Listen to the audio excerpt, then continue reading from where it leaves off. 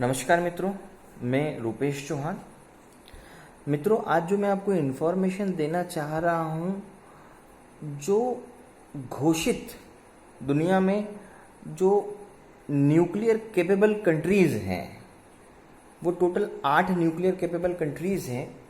ये घोषित परमाणु शक्तियाँ हैं और एक जो है वो अघोषित, मतलब उसने डायरेक्ट बताया नहीं है कि मैं परमाणु देश से परमाणु शक्ति है मेरे पास, बट दुनिया जानती कि हाँ he is capable of nuclear powers and nuclear missiles, but उसने अपने आप को बताया नहीं है।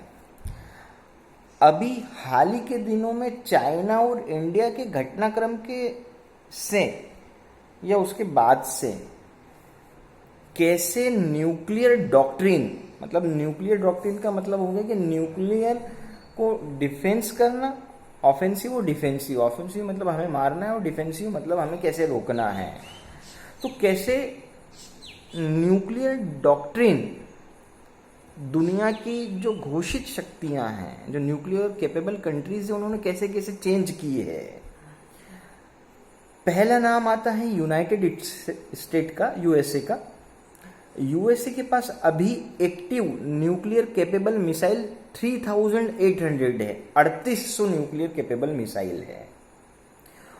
और इसने अभी पिछले वीक ही, प्रीवियस वीक में इसने अभी एक अपनी न्यूक्लियर कैपेबल मिसाइल का टेस्ट किया है। टेस्ट करने का कारण ये है कि वो अपने आप को फिर से परखना चाहता था कि हाँ ये कारगर है, और चाइना को भी दिखाना चाहता था कि क्या स्थिति है हमारी और हम सजग हैं। सजग मतलब we are in direct active mode. और उन्होंने बहुत सारी अपने जहाज और ये साउथ चाइना सी में पहुंचाया भी है कि हम इस लेवल पे भी हम एक्टिव हैं। और अमेरिका सिर्फ एकमात्र पूरी दुनिया में ऐसा देश है जिसने एक बार जापान में न्यूक्लियर बम फोड़ा भी है। दूसरा देश आता है रशिया। रशिया के पास 8% 6490 न्यूक्लियर मिसाइल और बम है एक्टिव। और रशिया ने, आपने अभी कुछ दिनों पहले ही देखा होगा कि चाइना ने रशिया का एक शहर है व्लादिवोस्तोक, उस पर अपने दावा ठोका था कि ये हमारा है। उसके बाद ये उसका परिणाम है कि रशिया ने अपनी डॉक्ट्रिन चेंज कैसे की कि अगर किसी ने मुझ पे न्यूक्लियर कैपेबल मिसाइल नहीं छोड़ी, नॉर्मल मिसाइल भी छोड़ी, तो उसका उत्तर रशिया डायरेक्ट न्यूक्लियर मिसाइल या न्यूक्लियर बम से देगा। ये बहुत बड़ा चेंज है।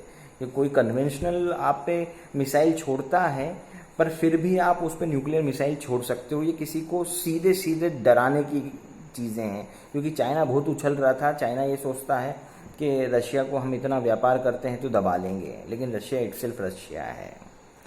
उसके बाद जो नंबर आता है सर, वो है यूनाइटेड किंगडम का, ब्रिटेन का।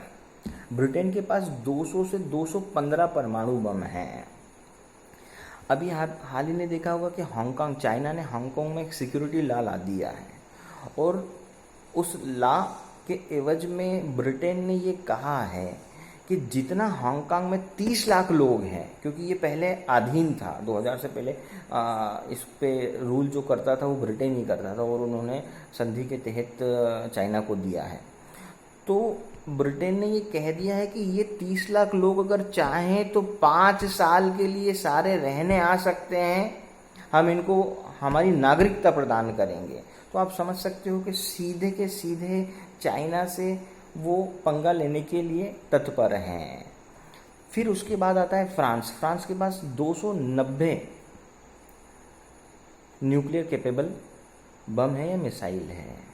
और फ्रांस ने अभी जब से राफेल दिया है, या मित्र रहे हैं मोदी जी और वहाँ के प्रेसिडेंट, और आपने देखा होगा कि अभी जब गालवान का क्लेश हुआ तो फ्रांस ने खुले तौर पे कहा कि हमारी सेना आपकी सेना के साथ भी लड़ सकती है चाइना से। मतलब he is eager to move his military person to India, कि भाई हम आपके साथ में हर प्रकार से हैं।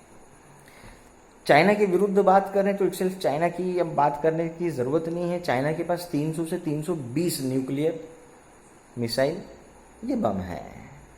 पाकिस्तान ही एकमात्र देश है जो चाइना के सपोर्ट में है, न्यूक्लियर साइड से बात कर रहा हूँ, उसके पास 160 से 180 बम हैं। बट यहाँ पे चाइना और पाकिस्तान दोनों को मैं कॉन्टेक्स्ट में बात करूँगा इंडिया की। अब उसके बाद इंडिया आता है जिसके पास near about 150 to 160 nuclear capable missile और बम है। पहले बात करेंगे पाकिस्तान को लेके। अभी नहीं, कुछ साल पहले इंडिया ने एक वक्तव्य दिया था कि हम जो इंडिया की पॉलिसी फर्स्ट यूज़ की कभी नहीं रही कि भाई कोई हमें बम मारेगा जब ही हम सामने वाले को ख़त्म कर देंगे। तो इंडिया ने अपनी डॉक्ट्रिन मैंने पहले भी बताया था, डॉक्ट्रिन से मतलब होता है न्यूक्लियर डॉक्ट्रिन से मतलब होता है ऑफेंसिव डिफेंसिव, हम कैसे मारेंगे या हम कैसे रोक लेंगे। तो उन्होंने पाकिस्तान के कॉन्टेक्स्ट में क्या चेंज किया कि हम फर्स्ट यूज भी कर सकते हैं। ये एक ही बार कहा गया है लेकिन एक शब्द भी मायने रखाता है। तो ये बोला गया है कि हम फर्स्ट यूज भी कर सकते हैं पाकिस्तान के मैटर पे। चाइना में आपने देखा होगा अभी हाल ही के दिन जब से गालवान क्लैश हुआ है उसके बाद से चेंज क्या हुआ इंडिया का कि now the nuclear doctrine has been change from Pakistan to China. Pakistan से चाइना की तरफ न्यूक्लियर डॉक्ट्रिन आ गई, तो सीधे चाइनीज थ्रेटन हो गया।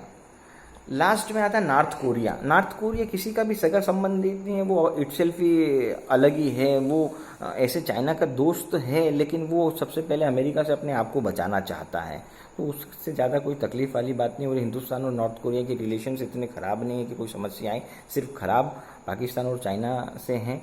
और उनको निपटने के लिए हमारी डॉक्ट्रिन पूरी तरीके से हम सेफ साइड में हैं। धन्यवाद मित्रों, भारत माता की जय हो।